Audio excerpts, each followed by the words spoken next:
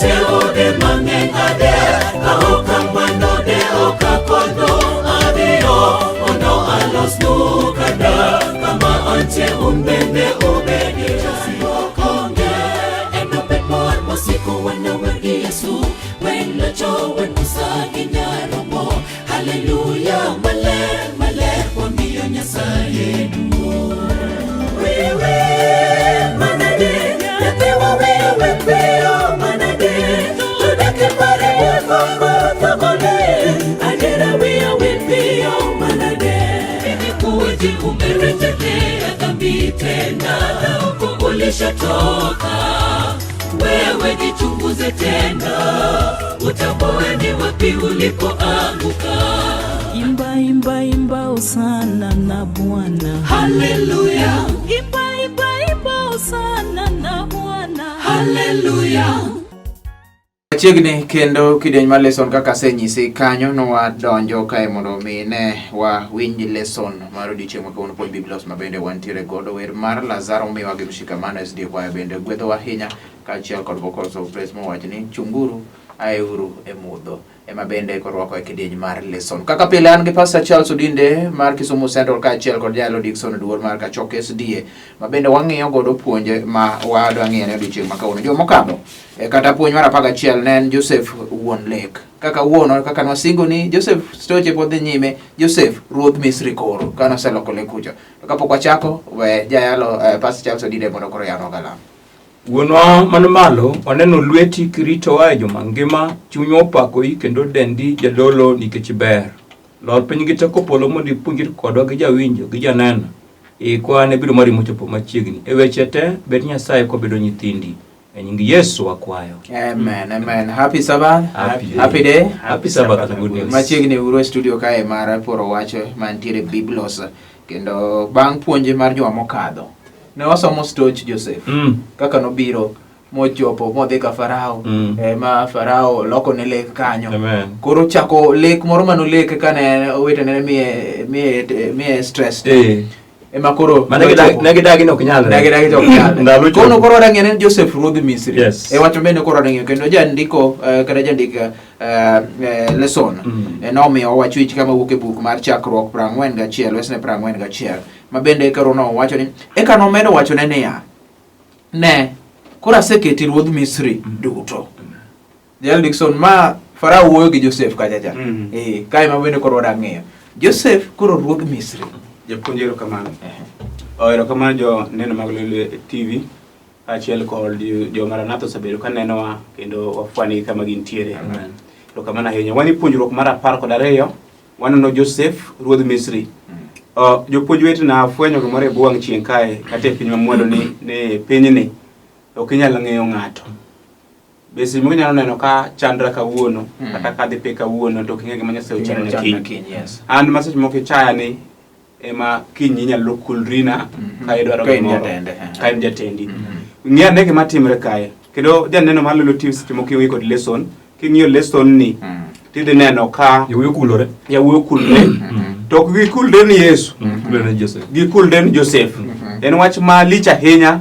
In fact, jandik lesson wacho ni inyalo nyiero to bende inyalo ywakie. Gin gik mkariyo madhi draw. En ywak kaachiel kod nyiero mantiere iye kanyo.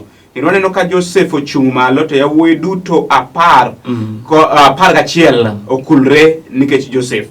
Omiyo wanono Joseph ruodh Misri. Jandik lesson kelo wach moro ne jal man machiegni gi Farao. Kendo jal ma Farao kaka tere to kao to kete lwete. Oka kawa nanga maruoth to kao to kete lwete. Mane jal mwadwa nono achiel kachiel. Kendo jandik lesson wacho wach mogik mayina muratiego e wach wich wacho ni eka nomedo wacho ni ya ne kura seketi ruodh Misri duto.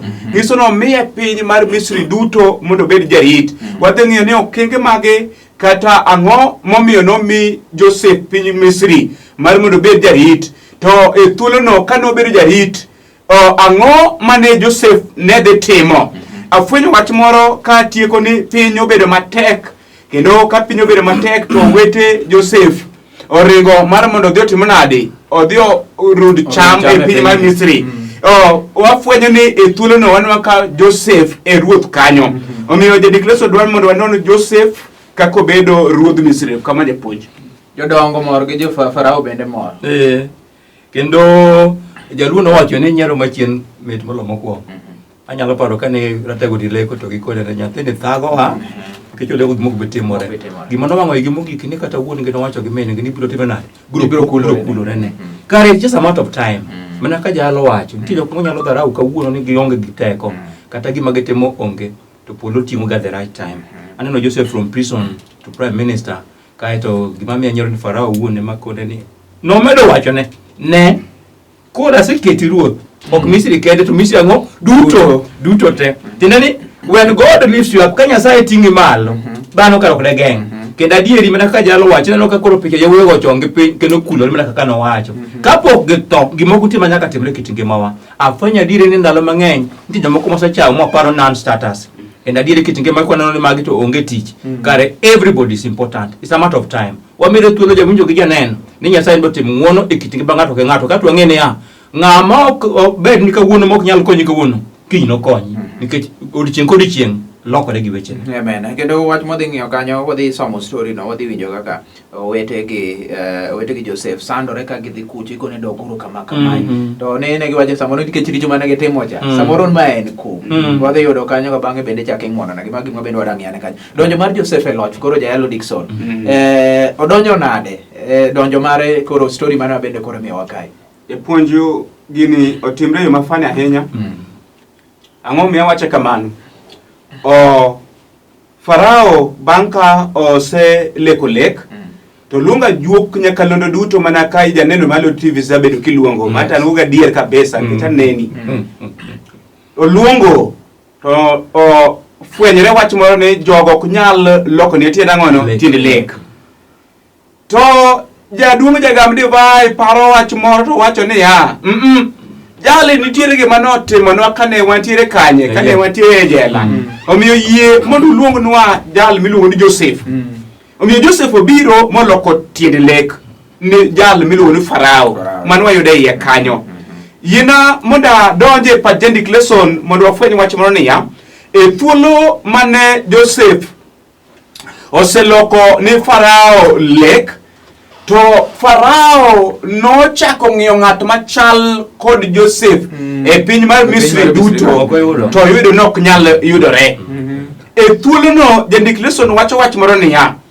Joseph ne riek kendo Nyasaye nomiye rieko mar polo mane nitiere iye kanyo jandiko wacho ni jali kano ng'ado rieko tene rieko mane nyalo tiyo omiyo jali ng'ado rieko to wacho niya ilek ma ileko oting'o weche ariyo oting'o ber mar higa 7 kaachiel kod chandruok mar higa 7 koro gima ber mondo watimi ber mondo wachak kungo ni higni 7 mag ang'ono mag kech mano Jandik Lesson wacho iye kanyo omiyo Farao go wang'e mondo ne jal manyalo kungo cham to fwenyo ni onge ng'ato manyalo yudo manyalo kungo cham mak mana Joseph omiyo kao Joseph mondo bed jatelo e piny mar Misri reason mokwongo en niya Nyasaye ne tiyo kod Joseph mar ariyo Joseph ne en jang'ad rieko mar adek ok notimne favor nikech nong'ado rieko teni ni polo ne ntiere i wachno Jandik Lesson wacho niya katieko ni Farao yiero Joseph mondo otel ni wachni ok nikech oloko ni tiend lek maber kendo fwenyo masira madhi mako pinyno to nikech nochiwo wach manyalo konyo chandruogno kendo nikech rieko mane ong'ado ne ber paro ma jotije Farao bende noyiego Farao yiero mar Farao ne nigi rieko kata lony molo weche mag lamo erokamano Pastor ing'in sanu koro chopo kuma Joseph koro bende osekendo aneno ka Ephraim gi Manase nyithinde mane ogeno nitie to Nyasaye otimo ng'wono kendo Joseph osemi tich to ahero 41 chakruok wacho ni Farao gi jodonge ne mor gi wachno mino penjo ni ere kuma wanyalo yude ng'ato moro achiel machal man gi roho Nyasaye machalo kod jali to 39 nomiyo Farao nowacho ne Joseph niya kaka Nyasaye osenyisi wechegi duto onge ng'at mariek machalo kodi tingene mi mubedo maria krimato Jibrania moa e piny monono mose bede jela mangata chele moparo bangi gariyo kanyo se koso ne joka Potifa wariambne mochako nyume kocha mochako duoke koni kat Nyasaye tinge malo igna biriyo richo igna biriyo beyo kai to ngado ne girieko kare afwenyo jopuonj wetena gi jowinjo gi joneno ni kare lek na chakore nitie lek moko ma important to nitie moko ma onge tich kendo ng'eny lek tilo ka gin psychological gimi paro ni timno ema timore lek to mare ni olek mar adiera kae ta mor gi Farao wacha chiel en ng'ama loko ne lek kendo advice ing'eno kyot ndi is president to nkit mzungu wacho na advice is like a stranger koro Joseph donjo stranger pase obiro ka to kone gima koro watim wakungi kare kungo nochakore chon jawinjo chama bich kana bich kino konyi ma nochakore chon kikwachako chama teno wagoyo ni ichoko wabuya kae to kinyi wakwamo gi nyithindo kaachiel gi udi wach mogi pochaka fwenyo kendo en niya Nyasaye kong'ado rieko to ng'ado rieko maber chutho emomiyo okone niya higa 7 rach to higa 7 ber koro ndalo mokwongo yieng'ni kare joma ng'eny bende nitie man mawinja kendo neno wa ndalo magiyieng' kata Nyasaye wigi wilgo kendo keno bende wigi wilgo ma ng'ato dhi maritire kata dala kata otoge kata ngima ma en go nitie kawuono puonjwa ni Joseph nokono Farao notego gimitim higa 7 rodhi yieng' koro waken na higa 7 machako biro wadhi neno mbele kaka keno gi nokonyo jok moko erokamano ahinya mano wacho bende koro wadhi ng'iyo japuonjero erokamano we amedi wach mo matin kaluwore kod ka paso osewuoyo japuonjo lek mar Farao ing'eni kawuono dhano leko ng'ato neno ne ode to leko noneno ka sanduk lor ni koro kinyi kochiewo to oneno ni ng'ato nyaka theda nikech no leko gotieno ng'ato bedo piny ni chuoro setho asto nodhi leko gotieno ni chuoro kendo ni ang'ono lek mwawuoye en lek mapolo ne nitiere kod dwaro moro manidhi chopo mission mare wach moro chako mora i lesson kae ni Joseph nigi yawuoyi ariyo ma nyingegi nyiso okenge ma Joseph osekale gi Nyasaye korite kendo ma oseloko paro mar lit moketo e mor mano niluongo ni Manase kendo sade mokalo moketo e nyak niluongo ni Efraim en ranyisi motegno manade kuom kaka Nyasaye noloko gik moko maricho mobedo gik mabeyo ahinya owinja nena sigana mar Joseph kako rakore gi wetene mano ka wuon ma Jakobo oseoro wetene mamoko kech koro donjo jalo Dickson wajanjo chopo piny mawendo pinda nyime jaya puonjero kamano chare wacho wach maduong' ahinya kendo mana japuonj kar dhogi kanyo Joseph rakore gi owetene an gi mamora ni paro gi duto owuok kuom jaduong' moro kichalwar Nyasaye nose wuoyo kod wuon Joseph kendo ing'eni tiere gik moko ma ng'ato nyalo timo koko ng'eyo notimo dwaro mar Nyasaye dwaro maduong' ma wuon Joseph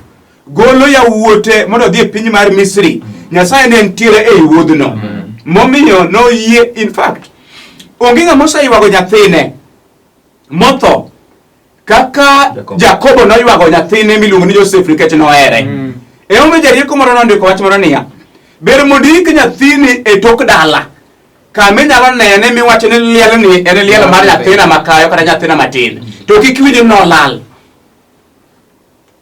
kendo ka tiekuyo malich ma jo Nyasaye kadhe kata piny duto kadhe en ni higni 3 kirito nyathini moro manotimo nade manolal Joseph orakre gi owetene Jendik Leson wacho niya nikech koro miyo Jakobo oro yawuote piny Misri mondo gidhi nyiew cham gima ok par en Jakobo ema chako wachni jaduong' ma hape rachni Jendik Leson wacho kamano jal mose kale yo kenge mok nyal geng'o ok ong'eyo ni ochako ng'ado miwuoro magik madhi miyo oriwe kendo gi wuode mane oseywago ni otho higni buona mokadhe ing'eyo Joseph ting'eni wuon gi according to wuon gi nyithindo ka nosetho ing'eni thuro suba kocha ka ng'ato tho e pi to koyude tiko rabolo tiende mana ka jalo wacho at least gimoro manyiso ni gimoro notimore ka to en to kuma len Joseph okaneno kata ko oyiki tiende nong'e ni wiyo wilgo kendo ywak motieko ywago nyathine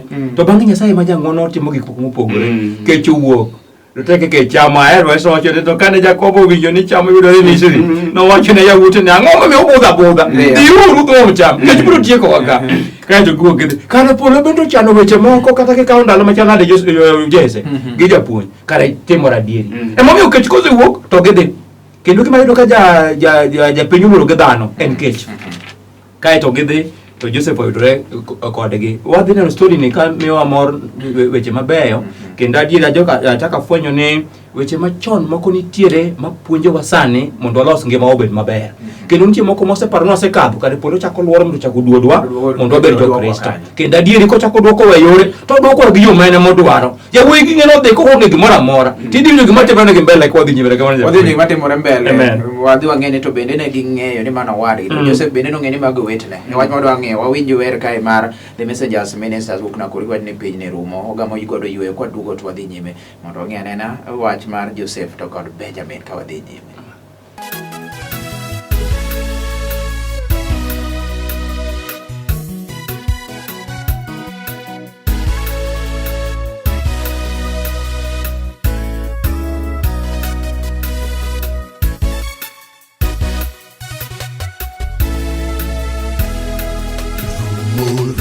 Rumo pinyi rumo okadho gimo chene duto mago maywayo wang' mawaneno e pinyi duto biro kadho nono. Rumo pinyi rumo okadho gimo chene duto mago maywayo wang' mawaneno e pinyi duto biro kadho nono. Bini kadho kendo otika nanga mehero pini mwandu udi mawanenogi ok noreswa kata matin yen kuom Yesu kende wadonje paradiso. Bini kadho kendo otika nanga mehero pini mwandu udi mawanenogi ok noreswa kata matin yen kuom Yesu kende wadonje paradiso.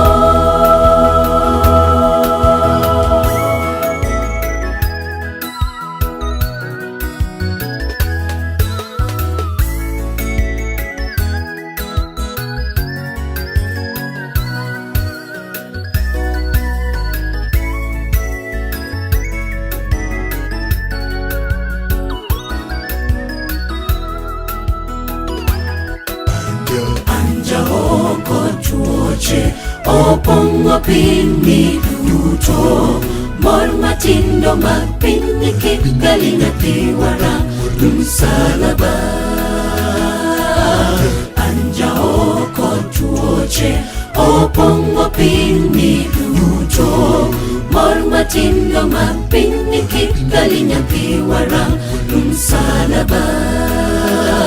Piny kadho kendo otika nanga mehero pini mwandu udi mawanenogi ok noreswa kata matin yen kuom Yesu kende wadonje paradiso. Bini kadho kendo otika nanga mehero pini mwandu udi mawanenogi ok noreswa kata matin yen kuom Yesu kende wadonje paradiso. Bini kadho kendo otika nanga mehero pini mwandu udi mawanenogi ok noreswa kata matin yen kuom Yesu kende wadonje paradiso. Bini kadho kendo otika nanga mehero pini mwandu udi mawanenogi ok noreswa kata matin kata matin, gen kuom Yesu kende, wadonje paradiso.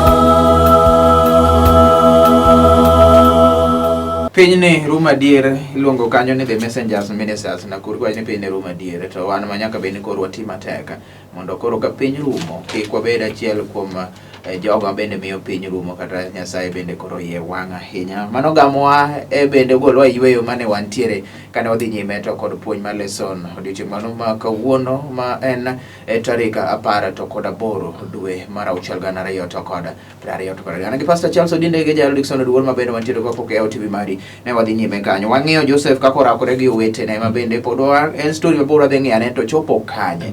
Jalo Dickson ti wach moro bende idwa medo kapok wadonjo Joseph gi Benjamin mawadi matin. Japuonju gima nokor koro chopo kare. Kendo mondo mi yawuoyi gi yud chiemo chuno gi nyaka gigo chong piny ka gikulore ni ruoth. Kiwinjo ka gikulore kamae. Wi kikwile thuolo ma gitimo kama to king'e ni ng'ama gikulre ne en Joseph meno wadgi. Jandik lesson wacho ni higni 20 ng'eny. Mok inyalo fwenyo ing'enu ng'ama nowe kenja higa 17 to nikech ot ma entie en od ruoth. Kendo ing'enu Joel ketho weche moko ma sichi moko ng'e maber chiemo orido thuolo mar puonjo. Joseph no chiemo mboyieng. Kendo no chiemo mowang'o bedo maler. Be Esau kedala ng'i dala mochando ma ng'ato tar. Asti ng'i dala ma chiemo nitiere. Joseph kono tie ot ma chiemo nitiere ma ng'iso ni dende opogore. Kendo kala ma dende timona do opogore. Omiyo owetene nok nyalo fwenye. Omiyo ne gikulre ne Jandik lesson wacho kamano. Wach mar ariyo en niya. En adier no wete mag Joseph pimo gima timre ne gi mano mane otimre madirom higni 20 mokalo. Eka ne giwacho kindgi giwegi ni adier owinjre wayudo kum kuom gima ne watimo ne wadwa. Ne waneno kochandre malit to ka oombowa mondo wagole. Ne ok wadewo mane omiyo koro wanie chandruok machalo kod mae. Weche mag Ruben rembe koro nie wiwa. E thuolo ma jogi wuoyo kama to ging'eyo ni jal ma giloso kuome ni en Joseph manege temanade manege jaro.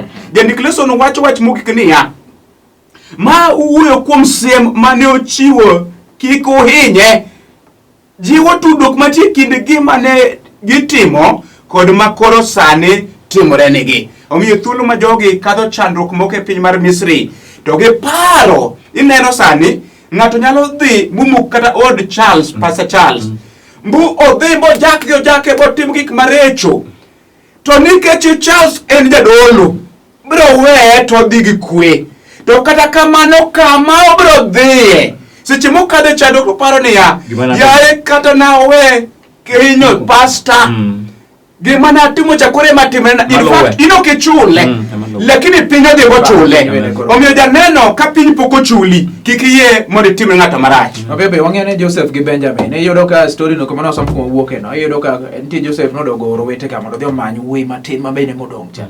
Joseph gi Benjamin tudruok mane ma bende koro kelo Joseph gi Benjamin mano bende wang'eye. Japuonjero kamano tich adek wuok kuom Joseph kaachiel kod Benjamin. Kendo en wach maler ni Jakobo nohero nyithindo ariyo. Achiel kuom nyathi nohero mokwongo niluongo ni Joseph. Bang' kane Joseph oseus ma bende Jakobo noseng'e ni nyathini osetho to nodong' kod nyathi machielo mane en nyathi mogik mane ok onyal yie ng'ata monyuol. Onge ng'ato manyalo yie mondo nyathine mogik mondo timonade mondo obed maonge. Omiyo nohero Benjamin. Omiyo wuok mar Benjamin noken wuok mayot.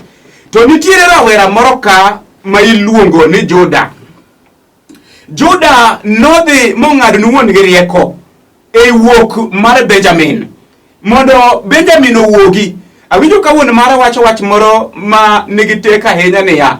To ka nyathina gimoro chamo kama udhiye. Nikech yot mondo gima notimre Joseph ochako timre nang'ono. Ochako timre Benjamin. To Juda singre to wacho wach moro niya. Oyo kadipo ni gimoro timre kete wiya. Omiyo Benjamin noyie mondo kaw wach machalo kod mano. Wach mogik Joseph miyo wadgi ng'wono mane ok oyudo kuom wetene. Joseph e thuolo ma Benjamin osebiro, to ng'uono mane otimo ni Benjamin nopogre kod ng'uono duto mane Benjamin ne nyalo yudo kuom ang'ono kuom wetene mamoko. Erokamano japuonj. Sasa yawuot Rael gi. Yawuot Rael ariyo gi. Ing'eni joka Jakobo dok Misri mar ariyo. Ng'eni mokwongo ng'inyo gimdo magisedhi, jowinjo nyaka kanyo maler. Ng'eni gisimdo magisedhi, to gichamo chiemo rumo ne rumo kitam, chiemo rumo. Jakobo chako kono kina chako timang'o, chako dog. To Juda paro kono nowachnwa ni ka wadok nyaka dog ang'o, wadog gi chogo. Nyaka dog gi chogo. Jaduong' winjo ni ma utieka. Nikech ka owadgi nolal motho, to chako wadhi gi chogo mondo utieka, ma udhi miet utera bur chon. To ne giconvince, ing'eyo gima ne joka Jakobo gi bekia. Joseph nosebedo ng'ama ong'eyo dhok mang'eny. Ing'eni jogi ne kuodhe gi dho Hibrania ne pano kong'eyo, to ing'eni ong'eyo Hebrew, ong'eyo Arabic, ong'eyo Greek. Dhok adi? Dhok adek. Koro ne jogi kuodhe kare gin gi kia ni kare Joseph winjo gima gitimo, kaeto Jakobo yie ni mondo kaka koro kekech nego gama. Kaeto Juda wacho wach moni, baba adhi duoge en lweta. To kopo ni gimoro timore, to an wabede accountable. Nitie joma ng'eny ma kao stand mag jok moko to bang'e to gihinyore. Kaeto Benjamin kosedhi to muma wacho ni thuolo mane owete Joseph paro ni tero gi otwech. Wacho ni Joseph luongo Benjamin ni wuoda. Konene kendo wete to luonge nang'o? Wuoda. Nikech magi nyithi Rael gin nyithi adiken. Jawinjo nitiere gik moko ma ka watimo to chako doknwa kaeto kendo ayuak bang'e. Nikech Waswahili wacho ni mtenda kitendewa anasema monewa. Ing'eyo piny odhi oluorore ma Benjamin ochako chopo kuom wadgi. Kendo Nyasaye dwaro ogeyo mang'won. Amor gima dhi tero go mbele. Kuma koro Jakobo dhi tingi duogo dala. Kanye mamor dhi nyime japuonjre kamano. Yomet ne wadhi winjo nena kaka e seche mage timore. Biro ka Joseph to ling ti to ng'eni magi to wete. Ong'eyo. Oling ti. Wadhi ng'iyo mbele kanyo. Kikombe mar koro wach. Wach koka chakore. Kikombe mar koro wach. Erokamano. Thuolo nyalo mono watieko wechegi to non gi achiel kachiel. Kantie weche moko donjo nitigo sim. Amen. Jandik lesson wacho wach maduong' e tich adek ka watieko kwadonjo e tich ang'wen. Ni owete duto nobet kaluwore kod hikgi. Ka ji chiemo, mano ji chiemo. Ka ji chiemo. Pango mesa. Kendo e thuolo mipogo cham bende gibet kaluwore kod hikgi. Correct. To jandik lesson wacho wach moro niya, Benjamin nopogore nyadibich. Yes, yeah. Ang'o momiyo Benjamin opogore nyadibich? Tich ang'wen donjo e wach moro ni kikombe mar koro wach. Dhiriwre kod gima nitiere e tich adek ka jandik lesson ka wach moro kete pacho ni kikombe mar koro wach ni obedo e ogunia mar Benjamin. Jandiko penjo moro ka muma duto penjo niya. Ang'o momiyo nokawo kikombe boketo e kikapu kata e ogunia mar Benjamin? Jandiko keto wach moro ni Benjamin neno wadgi Joseph mi ot monyuolo kod dhako achiel. Omiyo Benjamin ne nyalo kata mana metho kod kikombe no. To mano yie mondo wagol goko matin mondo waduogi pach jandik lesson. Jandiko wacho ni kawo kikombe ka Joseph yie mondo kikombe no ket e ogunia mar Benjamin nen mondo otug pach jogi. Winji, kikombe mar koro wach ni nen yo mane Joseph tiyogo mar chiwo pacho wetene mondo gifweny richo mane gisetimo e nyim Nyasaye. Jandik lesson chako wacho wach moro niya, ni Roho nosechiko Joseph ni Benjamin ema wuongi notimo nade nohero bang' lal mar ang'ono mar nyathine miluongo ni ng'ano ni Joseph. Jandiko wach mogik katieko mondo wen japuonj machielo. Benjamin kosekawo kikombe moketo e gunde to story duto o change. Ere kaka story o change?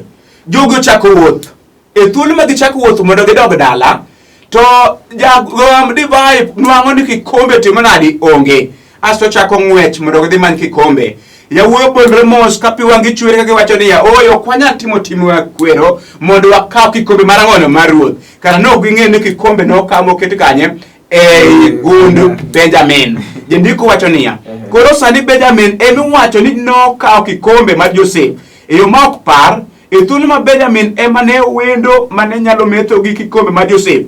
Koro kendo en achich me wacho no kwalo gima nego ne tekno ibiro tere od twech Kome makor pukoro. ing'eno migi gik moko gidhi kendo kunde otimo maber ndi gima dhiera Joseph chak pesa mane gin go ochak ng'anga duok ne pesa gunde gichak gidok kaeto koro Farao Joseph oro jatende ni ringi law jok ing'eno timo gimong'eyo Timo gimong'eyo. to ng'e gunde ng'ato ka ng'ato ka jok ochopo tang'o mulawana ni wach rach okwalo ka ruoth waroku maber malich johera to unu chulo ber gi rach to watimo ang'o kik kome mondo otimo ang'o olal kaeto Juda dhoge ne ng'eny manya ratego kiyudo ng'ani nego mana kaka nodo Tamar e juma mokadho jani gi kwargi ni ng'ama otimo kama itimo nade Juda kocha ahinya okolo ni no ok nyalre wakutimo maber amara kiyelo to yudo pesa to make to yudo pesa gang'o gikiko ma Joseph oke tunyorum ing'eno go ogomgi gidok Misri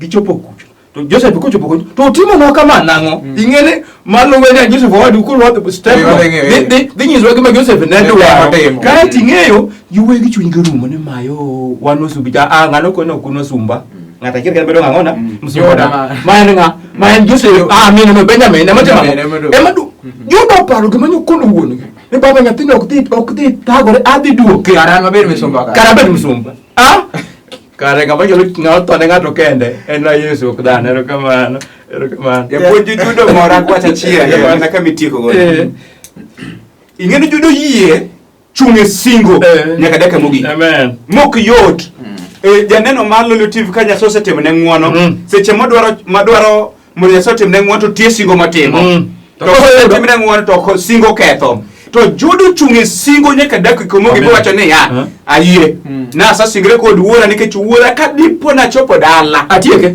ka Benjamin onge jaduono dhi tho lwetwa Iwacho ni mana kaka nosegol misango kare sana maonge ketho. Iwacho ni Juda bende chiwre kaka misango mar chuny kar ng'ato matije en romo gi richo mane nyalo tieko ngima wuon. Wadonje an Joseph wadu. Koro watiyo kanyo koro wach koro gik shock. Breaking news. Opiro rumo kendo opira rumo ka winjo ka pastor wacho wach maduong' ni an Joseph wadu. amina Ini nigi in fact Jandikleson kosa wach ni an Joseph wadu to penjo wach ma chako penj next enia be wuora ngima ing'eno seche ma Joseph wacho ni an Joseph wadu to yawuoyi 11 ni wach ni ok donjnegi ochuno Joseph wach no deriyo ko chako dwacho ni an Joseph ang'ono owadu an asto koro chako jandiko wacho ni e thuolo mane Joseph pok owuoyo to nokungo bedo gi mirima gi chuny lit ko wacho ni an ema nonyiewa to kikutim nade kikuluor Nyasaye nokowa ku mondo atelnu mondo thuolo mar chandruok unwang' resruok 50-20 chakruok to wacho ni ne uchano unundhoga mondo utimna marach to polo loko rach obedo ber Nyasaye ma jang'wono loko rach bedo ber kare nitie moko ma jawinjo gi nyaneno sekadhe ma gipano polo nitieko gi ok tieki polo chano ber kuom mano kare gin Jeremia 29:11 wacho ni an ema ng'eyo gima timo nade gima chano ok gik maricho to gik maber jawinjo ne medo uteko Joseph mere ma omako muma wacho ni owuok kuma ne nitie hall modho ywak ok ng'ama dichuo kae to loko wang'e chako duogo koro ko wacho dho joka original ko ne ratego an e Joseph mo timo nade mano uso Misri yawuoyi ywak mokulore piny ma wacho ni ng'ano tieko to penjogi to moywak ni wuora pod ngima kae to muma wacho ni nogolo geche madongo gik maber modhiom Jakobo mobedo mane kaka historia ma Joseph wacho ni kaka ne gidar magibiro Misri ratego adwa wacho ni kare polo chano weche moko madongo ma ok wang'eyo nitie moko manyalo ywak ni waweno enyore kare ok tiekwa polo konyo ko kadho rachno kare nyako kadha gik makamagi mondo oyud konyruok jawinjo gi janeno we ywak kaka ywak to pod itie geno Joseph okologe no chalo dhoga otim na marach polo loko rach obedo beto to Zaburi to wacho ni Nyasaye manoora nyimu mondo akonyu kare polo orowa e weche mang'eny mondo wakadha kik iluor Yesu pod nyalo weche te second kende kiyiene japuonj Jandikleson wacho wach moro ni kane gik moko dhi maber ni Joseph to paro wuon mare to wacho ni gol wuora dala mondo obi odhi odak kamoro miluongo ni Goshen kama nigi lake mang'ich Kane osedhi maber kama ne nitie, to paro wuon mara to wacho niya, wuonwa ok chandre to adhi maber. Amen. Erokamano, jandiko bende otiyo kanyo ni weche koro ber. Yawuot Jakobo 12 ngima. Amen. Jakobo koro iluongo ni Israel. Amen. Kendo bech mar Nyasaye Amen. koro osenenore e yo motegno. Amen. Omiyo manyien wabiro ng'iyo lesson e kuota ma watieko ka wacho ni Israel e piny Misri. Amen. Ma Jakobo bende koro noloko. Chopo giko mar kidieny mar lesson, winjo puonj mamit ahinya. Ibiro somo buge go, winjo kanyo puonj mamit ahinya mosebedo koro kwa somo nembni joyalo kadho piny kanyo puonj ma gende gi puonjo penj moro amora medo. Waneno ka ote gi bende medo donjo ahinya, jogo bende koro winjo lesson. Erokamano ahinya kuom oro ote ma kamaga. Adami wende ariyo, GCTV Vocals Bethsaida kaachiel New Life Choir Kisumu je utasimama to kapok kamiyi mago to Jalo Dickson tieko galam. Walamo. Wagoni ni erokamano osiepwa nikech ber. In miloko gik maricho bedo gik mabeyo. Amen. Miyo janeno malolo TV ni obende kwingo moko mosekadho jaduong' loke chandruok moro piwang' moro achiedh nadi moko mondo lokre ber. Nyathino wache ne adier na marach nyathin Nyasaye nochejo siganda. Kwa lukom teko mag polo par studio ni par nyithindi duto wabende yie paro kanyingiro duong' te e nying Ruoth Yesu akwayo. Amen.